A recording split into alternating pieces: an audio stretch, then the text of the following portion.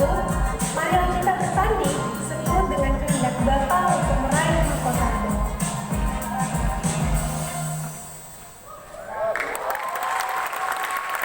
Shalom, BPMers yang dikasihi Tuhan. Shalom semua. Bersemangat pada pagi hari ini. Perkenalkan, saya Viola Emanuela. Saya saat ini melayani di Young Gen sebagai Youth Leader.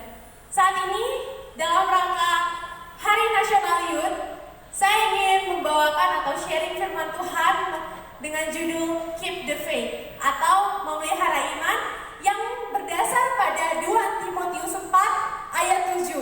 Aku telah mengakhiri pertandingan yang baik, aku telah mencapai garis akhir, dan aku telah memelihara iman.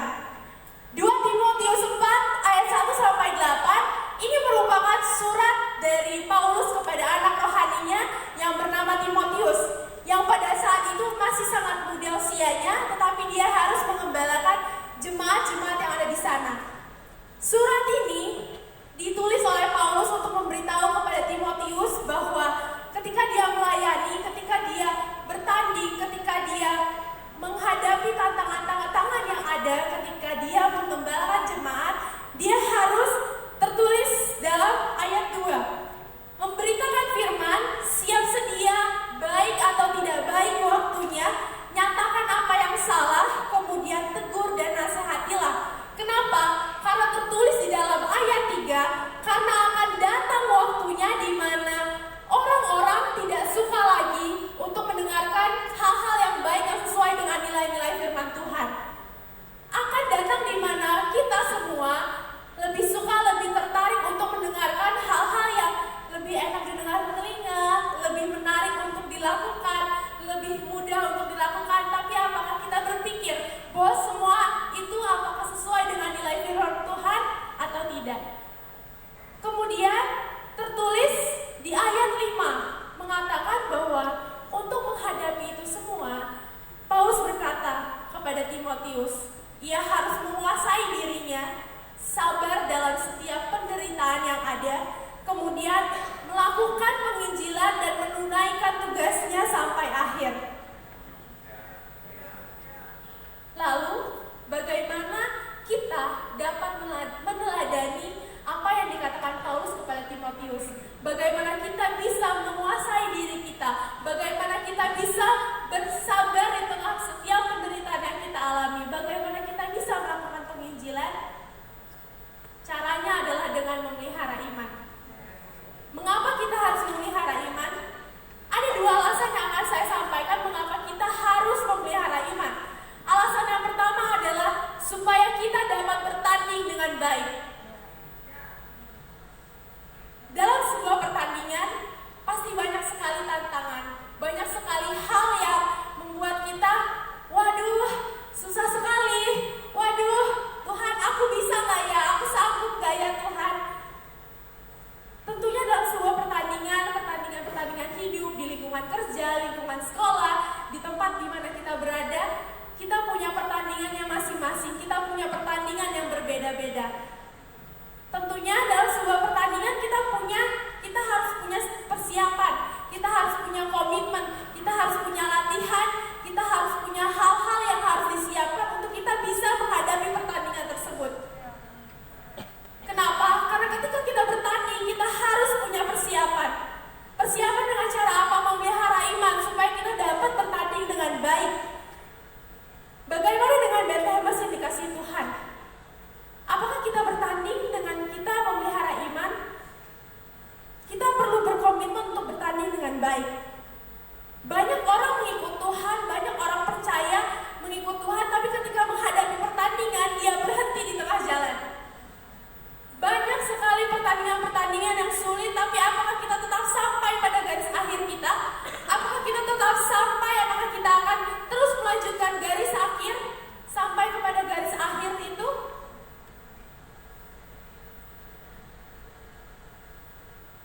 Seorang pemenang dapat dikatakan menang ketika dia sampai pada garis akhirnya sesuai dengan pertandingan imannya dengan baik.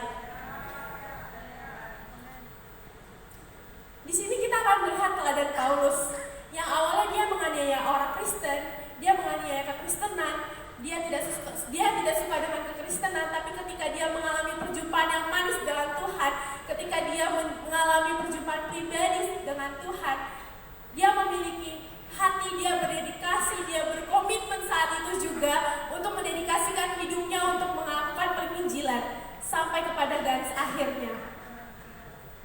Tentunya dalam melakukan suatu penginjilan, dalam melakukan suatu hal-hal yang membuat kita, oh ini tujuan hidup saya, tentunya kita akan lakukan ini sampai pada garis akhir. Tapi pastinya terdapat tantangan-tantangan yang ada, terdapat hal-hal yang membuat kita harus berjuang, harus berproses bersama dengan Tuhan pastinya. Kita melihat Paulus, kita meladani dan akan mempraktekkan bagaimana Paulus dia menghadapi pertandingannya. Contohnya, ketika dia dalam penjara, tidak ada hal atau suatu hal pun yang membuat dia kecewa dengan Tuhan. Kenapa saya harus masuk penjara sih Tuhan? Padahal saya udah melakukan penginjilan. Kenapa saya harus di sini sih Tuhan? Padahal saya udah melakukan kehendak-kehendak-Mu. Tapi respon Paulus berbeda. Respon Paulus, dia berkata dalam Filipi 4 ayat 13, segala perkara dapat kutanggung di dalam Dia yang memberikan kekuatan kepadaku.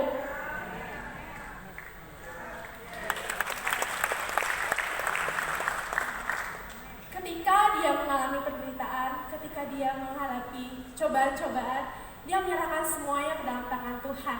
Dia mengandalkan Tuhan dan dia memiliki respon yang baik bahwa setiap penderitaan yang ia alami itu merupakan proses daripada Tuhan. Banyak sekali pertandingan yang kita alami. Untuk Bapak Ibu, teman-teman, Cici Koko, teman-teman semua di sini, pastinya kita punya pertandingan yang berbeda-beda. Dan tentunya pertandingan-pertandingan tersebut kita harus lakukan, kita harus lewati. Tapi apakah kita melewati pertandingan tersebut dengan cara yang baik, dengan cara yang sesuai dengan nilai firman Tuhan atau tidak? Apakah kita malah melewati tantangan tersebut dengan hal-hal yang mungkin menyimpang daripada firman Tuhan?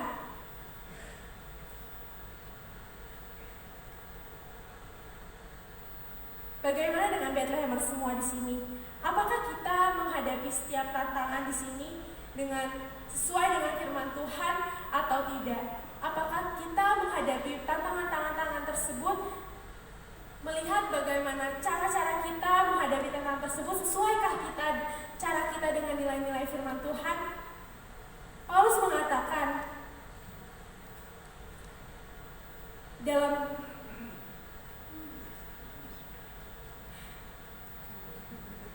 Paulus mengatakan dalam 2 Korintus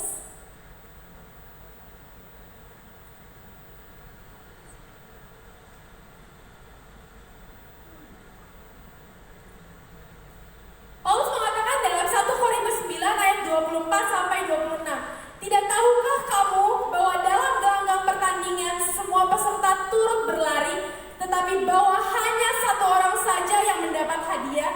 Karena itu, larilah begitu rupa sehingga kamu memperolehnya.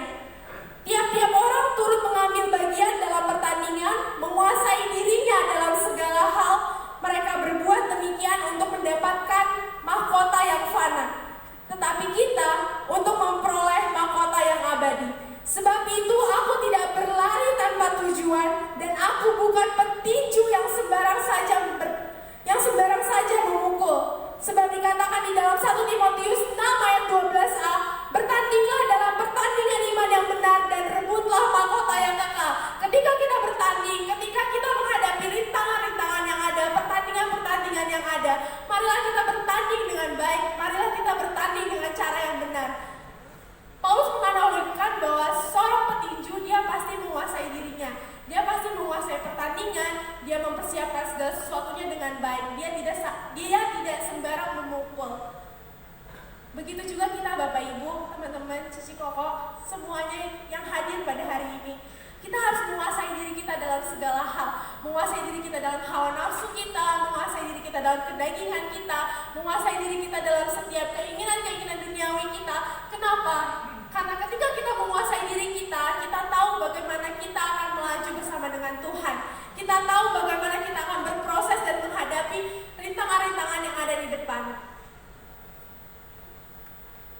Alasan yang kedua mengapa kita harus memelihara iman adalah supaya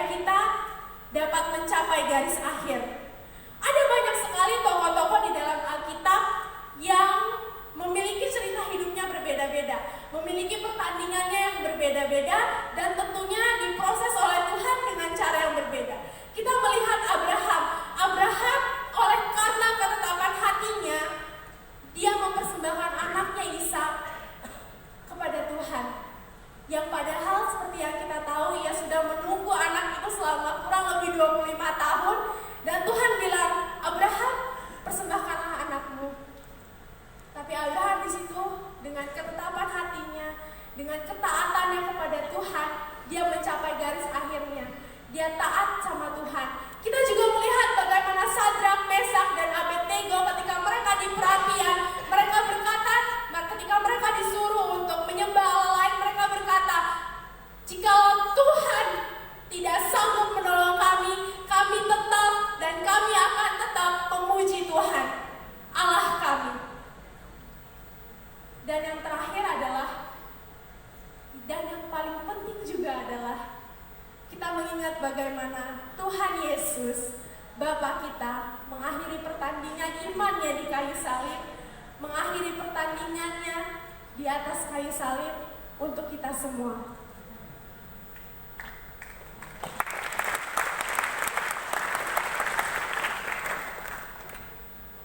Tuhan Yesus mengakhiri pertandingannya di atas kayu salib. Dia disiksa, dia dicambuk, dia harus memikul salib ke Golgota. Itu merupakan suatu pertandingannya yang hebat untuk kita semua. Itu merupakan suatu hal yang Tuhan lakukan, yang harus kita teladani biar sampai ke garis akhir. Tuhan Yesus sampai di garis akhir di atas kayu salib. Bahkan ia melewati setiap pertandingan yang tidak mudah. Dia sampai bilang, ya Bapa, mengapa engkau meninggalkan aku? Hindarilah cawan ini daripadaku. Di situ Tuhan Yesus berbicara, Tuhan Yesus merasa, oh Tuhan, mengapa engkau meninggalkan aku? Mengapa engkau tidak membantu aku? Tapi Tuhan Yesus percaya, Tuhan Yesus menuntaskan apa yang menjadi pertandingan akhirnya, apa yang menjadi garis akhirnya. Karena tertulis di dalam Yohanes 4 ayat 34, kata Yesus kepada mereka, makananku ialah melakukan kehendak Dia yang mengutus aku dan menyelesaikan pekerjaannya. Tuhan Yesus menghadapi pertandingan-pertandingan, menghadapi pencobaan-pencobaan yang mungkin dan memang tidak mudah untuk Tuhan Yesus lakukan. Tapi Dia melakukan kehendak Bapanya yang di surga. Dia mencapai garis akhirnya di kayu salib. Dia menyelesaikan semua tugasnya, menyelesaikan setiap pertandingan imannya di atas kayu salib. Mengapa kita harus memelihara iman?